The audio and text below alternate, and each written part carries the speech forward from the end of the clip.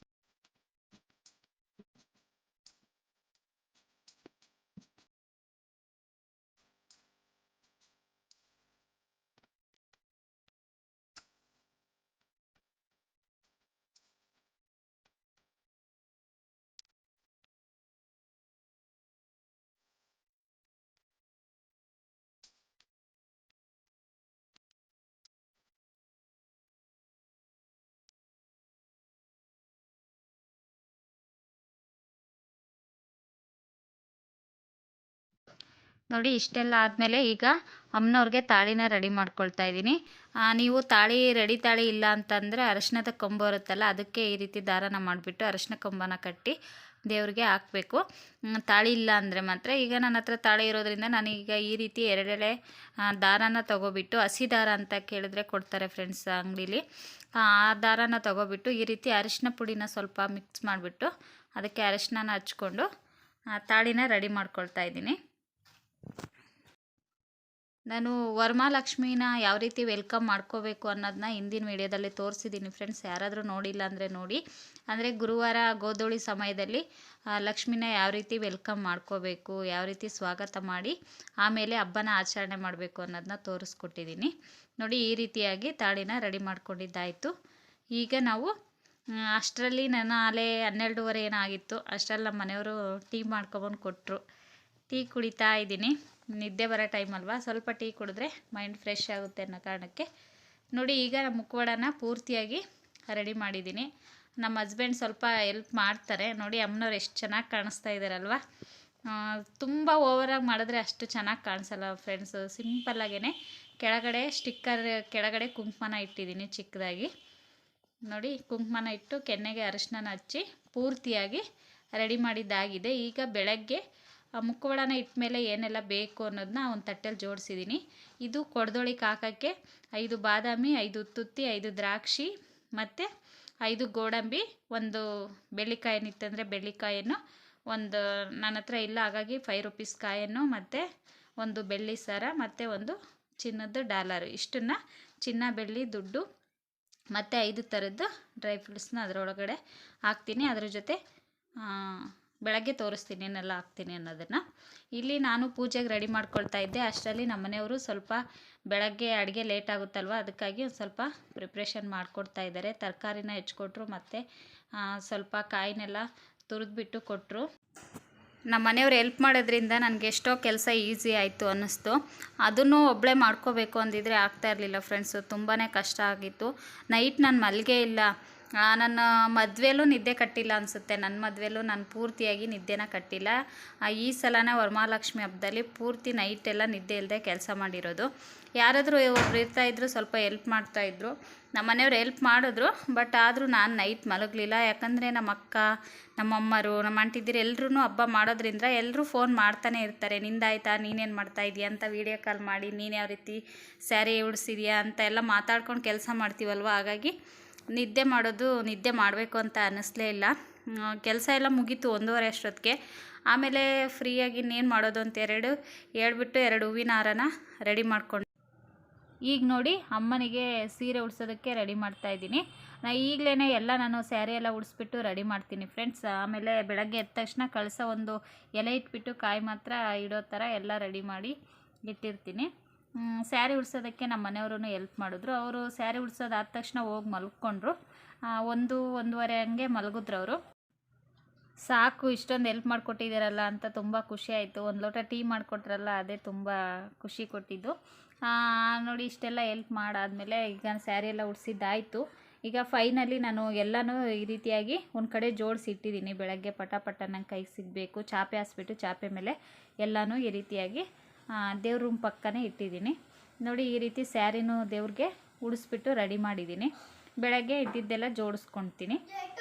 ಪೂರ್ತಿಯಾಗಿ ಈ ರೀತಿ ರೆಡಿ ಮಾಡಿದ್ದೀನಿ. ಈಗ ನೋಡಿ ಅಷ್ಟನ್ನು ಮಾಡಿಬಿಟ್ಟು ಇನ್ನೂ ಇಷ್ಟೆಲ್ಲ ಕೆಲಸ ಬಾಕಿ ಇದೆ. ತರಕಾರಿ ಎಲ್ಲ ಹೆಚ್ಚಿರೋದೆಲ್ಲ ಎತ್ತಿಟ್ಕೋಬೇಕು. ಟೊಮೊಟೊ ಎಲ್ಲ ಅಲ್ಲೇ ಇದೆ. ಕೊತ್ತಂಬರಿ ಸೋಸ್ಕೋಬೇಕು ಮತ್ತು ಹೂವು ಎಲ್ಲ ಎತ್ತಿಡಬೇಕು.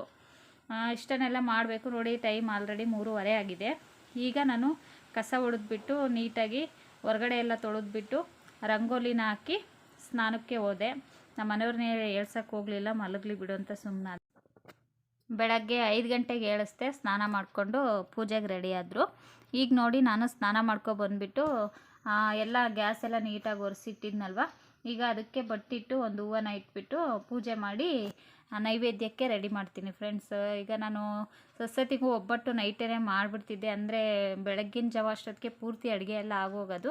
ಬಟ್ ಈ ಸಲ ಯಾರೂ ಇಲ್ಲ, ಬರೀ ನಾವು ಅಷ್ಟೇ ಆಗಿರೋದ್ರಿಂದ ನಿಧಾನಕ್ಕೆ ಮಾಡ್ಕೊಳ್ಳೋಣ ಬಿಡು ಅಂತೇಳಿ ನಾನೇನು ಬೇಳೆಗೆ ಹಾಕೋಕ್ಕೆ ಹೋಗಿಲ್ಲ. ಈಗ ಸದ್ಯಕ್ಕೆ ಬೆಳಗ್ಗೆ ನೈವೇದ್ಯಕ್ಕೆ 5:30ಗೆ ಬ್ರಾಹ್ಮಿ ಮುಹೂರ್ತದಲ್ಲೇ ಪೂಜೆ ಮಾಡಬೇಕು ಅನ್ನೋ ಕಾರಣಕ್ಕೆ ಸಿಂಪಲಾಗಿ ಬೇಗ ಆಗೋವಂಥದ್ದು, ಲಕ್ಷ್ಮಿಗೆ ಇಷ್ಟವಾದದ್ದು ಬೆಲ್ಲದನ್ನ ಅಂತಾರಲ್ವ, ಪೊಂಗಲ್ ಥರ ಬರೀ ಅಕ್ಕಿಯಿಂದ ಮಾಡೋವಂಥದ್ದು. ಅದನ್ನು ರೆಡಿ ಮಾಡ್ತಾಯಿದ್ದೀನಿ. ಈಗ ಪೂಜೆ ಮಾಡಿದ ನಂತರ ಈಗ ನೋಡಿ ಅಕ್ಕಿ ತೊಳೆದ್ಬಿಟ್ಟು ಅನ್ನಕ್ಕೆ ಒಂದು ಸ್ವಲ್ಪ ಎಕ್ಸ್ಟ್ರಾ ನೀರನ್ನು ಹಾಕಿ ಮೆತ್ತಗೆ ಮಾಡ್ಕೋಬೇಕು ಅನ್ನನ. ಪಾಯಸ ಥರ ಮಾಡಬೇಕಲ್ಲ, ಹಾಗಾಗಿ ಈ ಕಡೆ ಅಕ್ಕಿನ ಇಟ್ಬಿಟ್ಟು ಆ ಕಡೆ ಪಾಕನ ರೆಡಿ ಮಾಡ್ಕೊಳ್ತಾ ಇದ್ದೀನಿ. ಬೆಲ್ಲದ ಪಾಕನ. ಬೆಲ್ಲ ಡೈರೆಕ್ಟಾಗಿ ಹಾಕ್ಬೋದು, ಬಟ್ ಅದರಲ್ಲೆಲ್ಲ ಸ್ವಲ್ಪ ಗಲೀಜು ಇರುತ್ತಲ್ವ, ಹಾಗಾಗಿ ನೋಡಿ ಬೆಲ್ಲನೂ ಸಹ ನಾನು ಮುಂಚೆನೇ ಎಲ್ಲ ಕುಟ್ಟಿ ಪುಡಿ ಮಾಡಿ ರೆಡಿ ಮಾಡಿ ಇಟ್ಕೊಂಡಿದ್ದೆ.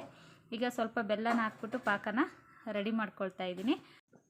ವರ್ಷ ಇಷ್ಟೊತ್ತು ಕಾಲ ಎಲ್ಲ ಮುಕ್ಕಾಲು ಭಾಗ ಅಡುಗೆ ಎಲ್ಲ ಆಗಿಬಿಡ್ತಿತ್ತು ಫ್ರೆಂಡ್ಸ್. ಈ ಸಲ ಯಾರೂ ನೆಂಟರಿಲ್ವಲ್ಲ, ಹಾಗಾಗಿ ಅಷ್ಟೇ. ಈಗ ಅದನ್ನು ಇಟ್ಬಿಟ್ಟು ಈಗ ಏಲಕ್ಕಿನ ಪುಡಿ ಮಾಡ್ಕೊಳ್ತಾ ಇದ್ದೀನಿ. ಅಷ್ಟು ಏಲಕ್ಕಿನ ಹಾಕ್ಬಿಟ್ಟು ಒಂದೇ ಸಲ ಇನ್ನೇನು ಶ್ರಾವಣ ಮಾಸ ಬಂತು ಅಂದರೆ ಹಬ್ಬಗಳ ಸಾಲಾಗಿ ಬರ್ತಾನೆ ಇರುತ್ತೆ. ಗಣೇಶ, ನಾಗರ ಪಂಚಮಿ, ಅದು ಇದು ಅಂತ ಹೇಳ್ಬಿಟ್ಟು ಹಾಗಾಗಿ ಒಂದೇ ಸರಿ ಏಲಕ್ಕಿನ ಹಾಕ್ಬಿಟ್ಟು ಮತ್ತು ಸ್ವಲ್ಪ ಸಕ್ಕರೆನ, ಅದು ಬರೀ ಏಲಕ್ಕಿ ಹಾಕಿದ್ರೆ ಅಷ್ಟಾಗಿ ನುಣ್ಣಗಾಗಲ್ಲ, ಹಾಗಾಗಿ ಒಂದು 2 ಸ್ಪೂನ್ ಸಕ್ಕರೆನ ಅದಕ್ಕೆ ಮಿಕ್ಸ್ ಮಾಡಿಬಿಟ್ಟು ಈಗ ಈ ರೀತಿಯಾಗಿ ನುಣ್ಣಗೆ ರುಬ್ಕೊಂಡಿದ್ದೀನಿ. ಈಗ ಏಲಕ್ಕಿ ಪುಡಿ ರೆಡಿ ಆಯಿತು. ಅಷ್ಟನ್ನು ರೆಡಿ ಮಾಡಿಬಿಟ್ಟು ಅಲ್ಲಿ ಅನ್ನ ಕುಕ್ಕರ್ ಕೂಗೋ ಅಷ್ಟರಲ್ಲಿ ಇಲ್ಲಿ ಪೂಜೆಗೆ ರೆಡಿ ಮಾಡ್ಕೊಳ್ತಾ ಇದ್ದೀನಿ. ಮೊದಲಿಗೆ ಅರಿಶಿನ, ಕುಂಕುಮ ಮತ್ತು ಸ್ವಲ್ಪ ತುಳಸಿ ದಳ ಮತ್ತು ಒಂದು ಕೆಂಪು ಹೂವು ಇಷ್ಟನ್ನು ಹಾಕಿದ್ದೀನಿ. ಇಷ್ಟು ಹಾಕ್ಬಿಟ್ಟು ಅದ್ರ ಜೊತೆ ನೈಟು ತೆಗ್ದಿಟ್ಟಿದ್ವಲ್ಲ ಡ್ರೈ ಫ್ರೂಟ್ಸು, ಚಿನ್ನ, ಬೆಳ್ಳಿ ಎಲ್ಲ, ಅದನ್ನೆಲ್ಲ ಕೊಡೋಕ್ಕೆ ಹಾಕ್ಕೊಳ್ತಾ ಇದ್ದೀನಿ.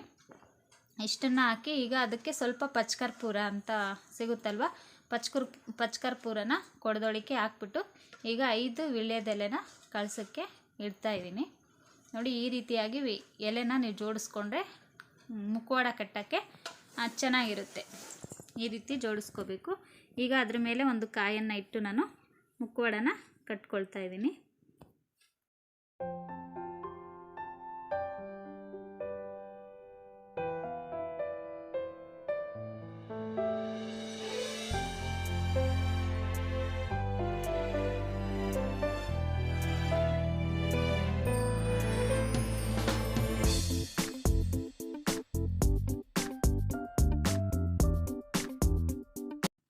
ನೋಡಿ ಈಗ ಲಕ್ಷ್ಮಿಗೆ ಎಲ್ಲ ಅಲಂಕಾರನ ಮಾಡಿದ್ದಾಯಿತು. ಈಗ ಪೂಜೆನ ಸ್ಟಾರ್ಟ್ ಮಾಡ್ಕೊಳ್ತಾ ಇದ್ದೀನಿ. ಮೊದಲಿಗೆ ನಾನು ಅರಿಶಿನ ಕುಂಕುಮನ ಇಟ್ಕೊಂಡ್ಬಿಟ್ಟು ಆಮೇಲೆ ಪೂಜೆನ ಮಾಡ್ತಾಯಿದ್ದೀನಿ ದೇವರಿಗೆ. ನೋಡಿ ಈ ರೀತಿಯಾಗಿ ರೆಡಿ ಮಾಡ್ಕೊಂಡಿದ್ದೀನಿ. ಕರೆಕ್ಟಾಗಿ ಬ್ರಾಹ್ಮಿ ಮುಹೂರ್ತದಲ್ಲೇ ಪೂಜೆನ ಮಾಡಿದೆ ಫ್ರೆಂಡ್ಸ್. 6:30 ಅಷ್ಟೊತ್ತಿಗೆ ಪೂಜೆ ಎಲ್ಲ ಮುಗಿಸ್ಬಿಟ್ಟೆ. 5:45 ಪೂಜೆ ಸ್ಟಾರ್ಟ್ ಮಾಡಿ 6:30 ಒಳಗೆ ಪೂಜೆನ ಮುಗಿಸಿದ್ದೆ. ನೋಡಿ ಈ ರೀತಿಯಾಗಿ ನಾನು ಪೂಜೆನ ಮಾಡ್ಕೊಳ್ತಾ ಇದ್ದೀನಿ. ಬಾಗಿಲಲ್ಲಿ ಮತ್ತು ಹೊಸ್ಲಿಗೆ ಮತ್ತು ತುಳಸಿ ಕಟ್ಟೆಗೆ ಎಲ್ಲದಕ್ಕೂ ಪೂಜೆನ ಮಾಡಿಕೊಂಡೆ.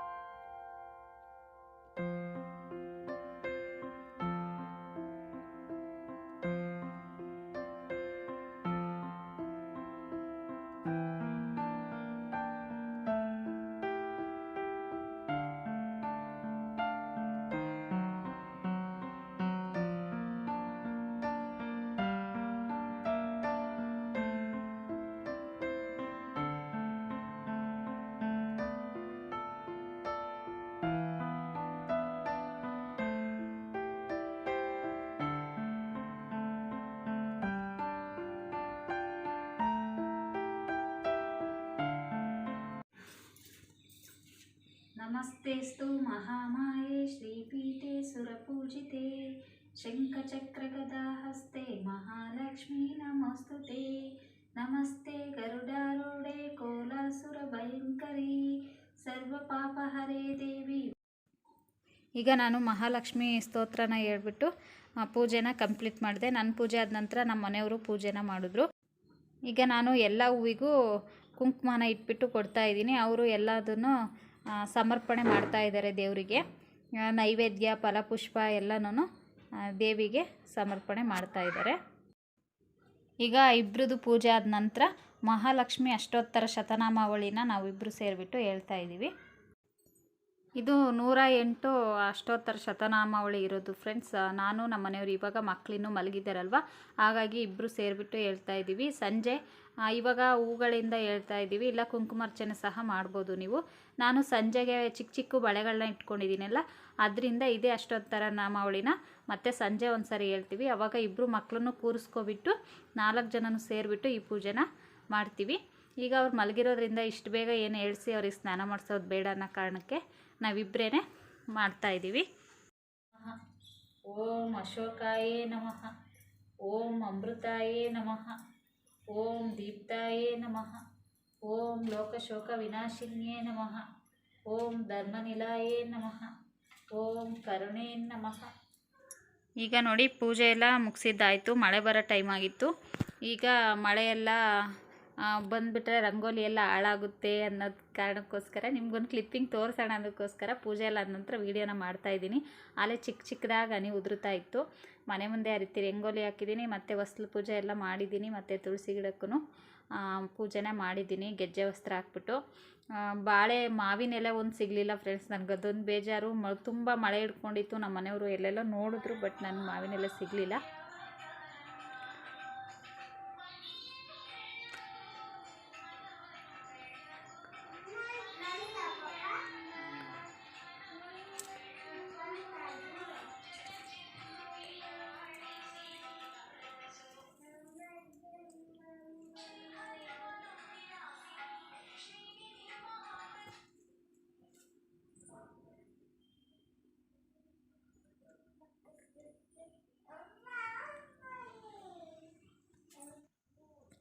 ನೋಡಿ ಇಲ್ಲಿದೆಯಲ್ವಾ, ಅದಕ್ಕೋಸ್ಕರ ಅಲ್ಲಿ ಚಿಕ್ಕದು ವಿಗ್ರಹ ಇದೆಯಲ್ವಾ, ಅದಕ್ಕೆ ನಾವು ಹೂಗಳಿಂದ ಅರ್ಚನೆನ ಮಾಡಿರೋದು.